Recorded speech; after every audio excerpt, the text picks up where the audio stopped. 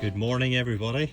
Just a wee quick update of the last of the battens, all just propped up here in the van, and we got the insulation back up at the back, and I've just used a staple gun just to staple it into the battens are there, and then my acoustic panels will just screw up into it, and I'm going to actually get, I think, a milk carton, and I'll just the gap for the light there, I'll cut out a template and get that get it measured and all, and get it that I can put the light back in again. And there's Duke away with his, I don't know, Duke, he's anything he can lift out of the van to chew, to bite, and it's something I need.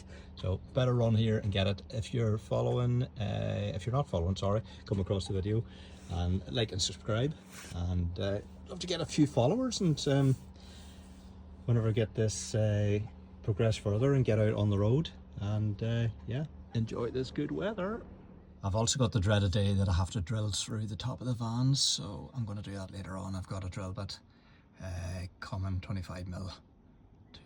I'm going to take it in through this area here and bring the wire forward and down into the electrical.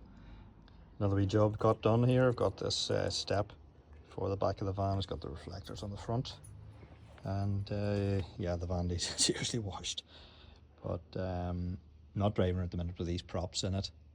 And yeah, this, I'm just hoping, I've just actually realised that the reversing sensors, but now they're clear.